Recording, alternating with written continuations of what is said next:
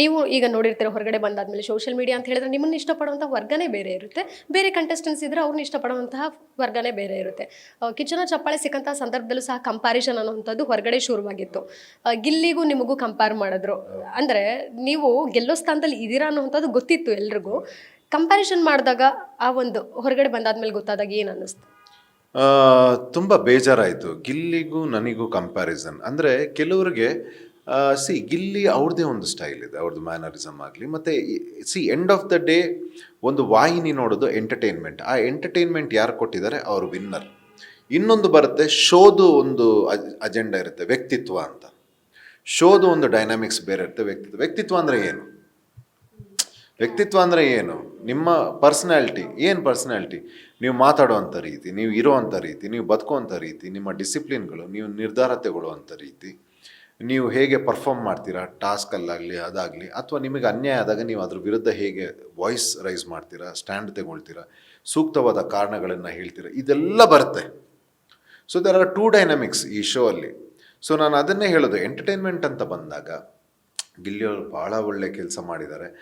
ನಾನು ನೋಡಿದೆ, ಅವರು ತುಂಬ ಅಭಿಮಾನಿಗಳನ್ನು ಅವರು ಪಡ್ಕೊಂಡಿದ್ದಾರೆ. ಅದಕ್ಕೆ ನಾನು ತುಂಬ, ಯಾಕಂದರೆ ಅದು ಭಾಳ ಸುಲಭದ ವಿಷಯ ಅಲ್ಲ ಯಾರನ್ನೂ ಅಂಥ ಅಭಿಮಾನಿಗಳನ್ನು ಪಡ್ಕೊಳ್ಳೋದು. ಸೊ ನಾನು ಅವ್ರನ್ನ ಹೇಳೋದು ಇಷ್ಟೇ, ಅದು ಭಾಳ ಕಷ್ಟ ಅಂತ ಅಭಿಮಾನಿ ವೃಂದನ ಅವ್ರು ಪಡ್ಕೊಂಡಿರೋದು. ಅದನ್ನು ತುಂಬ ಜಾಗರೂಕತೆಯಿಂದ, ಪ್ರೀತಿಯಿಂದ ಇನ್ನೂ ಉಳಿಸಿ ಬೆಳೆಸ್ಕೊಂಡು ಹೋಗಲಿ, ಇನ್ನೂ ಜಾಸ್ತಿ ಆಗಲಿ, ಅವ್ರಿಗೆ ಯಾವತ್ತು ಧಕ್ಕೆ ಆಗುವಂಥ ಕೆಲಸ ಆಗದೇ ಇರಲಿ ಗಿಲ್ಲಿ ಅವರಿಂದ ಅಂತ ನಾನು ಕೇಳ್ಬೋದು. ಈಗ ಬಡವ್ರ ಮಕ್ಕಳು ಬೆಳಿಬೇಕು ಅನ್ನುವಂಥದ್ದು ಟ್ರೆಂಡಿಂಗಲ್ಲಿತ್ತು. ಅದನ್ನೇ ಈಗ ಅಶ್ವಿನಿ ಅವ್ರು ಕೇಳಿದಾಗ ಅವ್ರು ಹೇಳಿದ್ರು ಗಿಲ್ಲಿ ಏನು ಬಡವ ಅಲ್ಲ ಅಂತ ಹೇಳಿದ್ರು ಅವರು. ಇವತ್ತು ಈ ಬಿಗ್ ಬಾಸ್ ಶೋನ ಹೊರತುಪಡಿಸಿ ಬಡವ್ರ ಮಕ್ಕಳು ಬೆಳಿಬೇಕು ಯಾರು ತಡಿತಾ ಇದ್ದಾರೆ? ಯಾರು ತಡಿತಾ ಇದ್ದಾರೆ? ಗೌರ್ಮೆಂಟ್ ತಡಿತಾ ಇದೆಯಾ, ಅಥವಾ ವಾಹಿನಿಗಳು ತಡಿತಾ ಇದೆಯಾ, ಕಲಾಕ್ಷೇತ್ರ ತಡಿತಾ ಇದೆಯಾ? ಯಾರು ತಡಿತಾ ಇದ್ದಾರೆ? ಒಂದನೇದು. ಇಲ್ಲಿ ವಿಚಾರ ಇರೋದು ಏನು ಅಂತಂದರೆ, ಬಡವರು ಮಕ್ಕಳು ನಿಜವಾಗ್ಲೂ ಬಡವ್ರ ಮಕ್ಕಳ, ಅಥವಾ ಆ ರೀತಿ ತೋರಿಸ್ಕೊಳ್ತಾ ಇದ್ದಾರ? ಆಮೇಲೆ ಅದು ಎಷ್ಟು ಸರಿ? ಬಡವ್ರ ಮಕ್ಕಳು ಬೆಳಿಬೇಕು, ಯಾರು ತಡಿತಾ ಇದ್ದಾರೆ?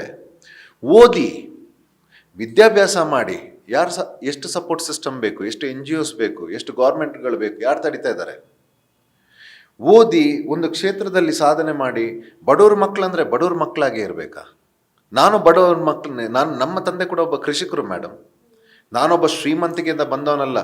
ನೀವು ನಂಬಲ್ಲ, ನಾವು ನಮ್ಮ ತಂದೆ ಸಗಣಿನ, ನಿಮ್ಮ ಅಂಡೆಯಲ್ಲಿ ಸಗಣಿ, ನಾವು ಕಾಫಿ ಬೆಳೆಗಾರರು, ಕೊಡಗಲ್ಲಿ ನಮಗೆ ಸ್ವಲ್ಪ ಜಾಗ ಇದೆ, ನಾವು ಕಾಫಿ ಬೆಳೆಗಾರರು. ಕೆಲಸದವ್ರ ಜೊತೆ ನಮ್ಮನ್ನು ಸಗಣಿ, ಅದನ್ನು ಹಿಚ್ಕಿ ಸಗಣಿನ ತೆಗೆದು ನೆಲಕ್ಕೆ ಹಾಕಿ ಪರ್ಕೆಯಲ್ಲಿ ಅದನ್ನೆಲ್ಲ ಚಾಚಿ ಆ ರೀತಿ ಬೆಳೆಸಿದ್ದಾರೆ ನಮ್ಮನ್ನು.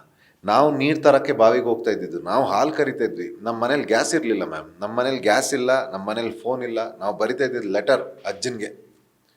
ನಾವು ಬಂದಿದ್ದು ಹಂಗಂತ ನಾವು ಅಲ್ಲೇ ಸ್ಟೇ ಆಗಲಿಲ್ಲ. ನಾವು ಬಡವ್ರ ಮಕ್ಕಳು ಅಂತ ನಾವು ಅಲ್ಲೇ ಸ್ಟೇ ಆಗಲಿಲ್ಲ. ನಮಗೆ ಫೈರ್ ಇತ್ತು, ಸಿಟಿಲಿ ನಾವು ಹೆಸರು ಮಾಡಬೇಕು ಅಂತ. ಅದಕ್ಕೇನು ಬೇಕು? ಜ್ಞಾನ ಬೇಕು, ಕಲಿಕೆ ಬೇಕು. ಅಲ್ಲಿ ನಮ್ಮನ್ನು ನಾವು ಕೊಟ್ವಿ. ಯಾರೋ ನಮ್ಮನ್ನು ಬಡವ್ರ ಮಕ್ಕಳು ಅಂತ ಸಪೋರ್ಟ್ ಮಾಡಲಿ, ನಮಗೆ ಯಾರೂ ಸಪೋರ್ಟ್ ಸಿಸ್ಟಮ್ ಇರಲಿಲ್ಲ, ನಮಗೆ ನಾವೇ ಸಪೋರ್ಟ್ ಸಿಸ್ಟಮ್. ನಾನೀಗ ಈ ಶೋ ಮತ್ತು ಗಿಲ್ಲಿಗೆ ಗೆದ್ದಿರೋದು ಅದ್ರ ಬಗ್ಗೆ ಮಾತಾಡ್ತಿಲ್ಲ, ಜನರಲ್ ಆಗಿ ಹೇಳ್ತಾ ಇರೋದು. ಯಾಕೆ ಅಲ್ಲೇ ಇದ್ದೀರಿ?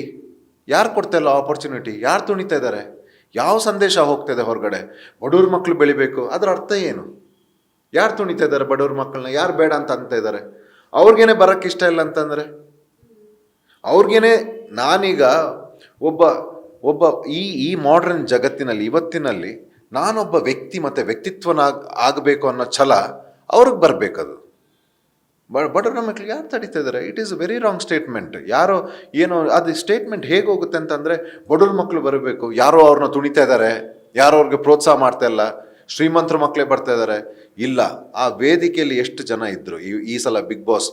ಪ್ರತಿಯೊಬ್ಬರದ್ದು ಜರ್ನಿ ಇದೆ ಮ್ಯಾಮ್. ಪ್ರತಿಯೊಬ್ಬರು ಆ ಏನು ಬಡವರು ಅಂತ ನೀವು ಹೇಳ್ತೀರಿ, ನಾನು ಅದನ್ನು ಬಡವರು ಅಂತ ಹೇಳಲ್ಲ. They come from a humble family. ಆ ಹಂಬಲ್ ಫ್ಯಾಮಿಲಿಯಿಂದನೇ ಬಂದಿರೋರು.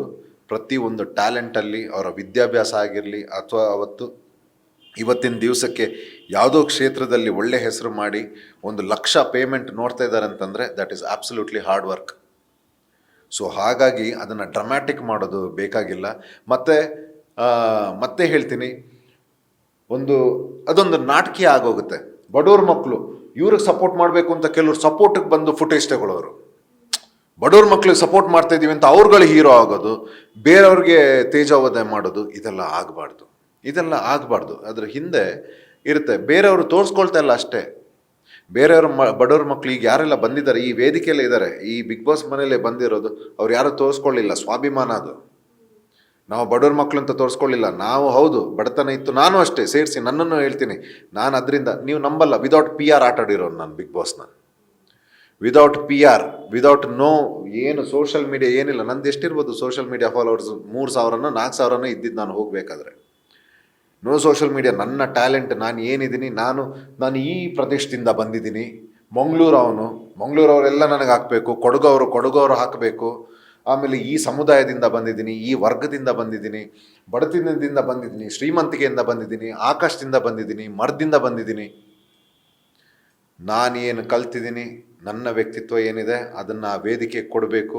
ಆ ವೇದಿಕೆ ಏನು ಕೇಳ್ತದೆ ಕೊಟ್ಟಿದ್ದೀನಿ. ಅದರಲ್ಲಿ ಗೆಲ್ತೀನೋ ಇಲ್ವೋ ನನಗೆ ಬೇಕಾಗಿಲ್ಲ, ನಂದು 100% ಕೊಡಬೇಕು. ನಾನು ಏನು ಭಕ್ತಿ ಕೊಡಬೇಕು ಅದನ್ನ ಕೊಟ್ಟಿದ್ದೀನಿ. ಅದಕ್ಕೇನು ಸಿಗಬೇಕು ನನಗೆ ಸಿಕ್ಕಿದೆ ಆ ವೇದಿಕೆಯಿಂದ.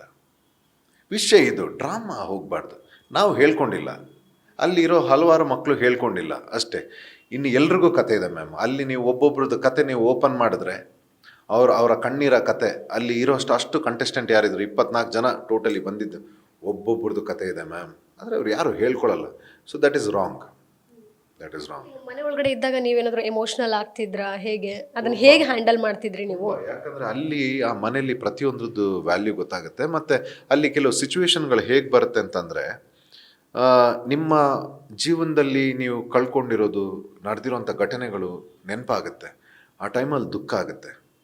ಆಮೇಲೆ ನಮ್ಮ ಜರ್ನಿನೇ ನಾವು ಯೋಚನೆ ಮಾಡಿದ್ರೆ ನೀವು ನಂಬ್ತೀರಾ, ನಮ್ಮ ಹೆಸರನ್ನ ಹಾಳು ಮಾಡೋದಕ್ಕೆಲ್ಲ ಭಾಳ ಪ್ರಯತ್ನ ಆಗಿರುತ್ತೆ. ಲಾಸ್ಟ್ ಇಯರ್ ಅದೇ ಡಿಸೆಂಬರ್ ನಮ್ಮನ್ನು ಒಂದು ಪಾತ್ರದಲ್ಲಿ ನೋಡಿರ್ತಾರೆ ಆ್ಯಕ್ಟಿಂಗ್ ಮಾಡಬೇಕಾದ್ರೆ.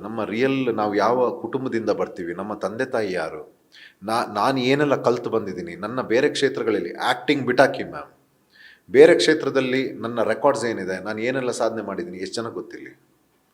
ನನ್ನನ್ನು ಇಲ್ಲಿ ಮಾತ್ರ ನೋಡಿದ್ದಾರೆ. ಏನಂತ ಗೊತ್ತು, ನಾವು ಇವತ್ತಿರೋ ಸೋಷಲ್ ಮೀಡಿಯಾಗೆ ಅಥವಾ ನ್ಯೂಸ್ ಚಾನೆಲ್ಸ್ಗಳಿಗೆ ಒಬ್ಬರನ್ನ ಜಸ್ಟ್ ಒಂದು ಸ್ಟೇಟ್ಮೆಂಟ್ ಮಾಡಿ ಏನೋ ಒಂದು FIR ಆಯಿತು ಅಥವಾ ಏನೋ ಒಂದು ಆಪಾದನೆ ಹಾಕಿಬಿಟ್ರೆ ಒಂದು TRPಗೋ ಏನೋ ತುಂಬ ದೊಡ್ಡ ವೈರಲ್ ಆಗುತ್ತೆ.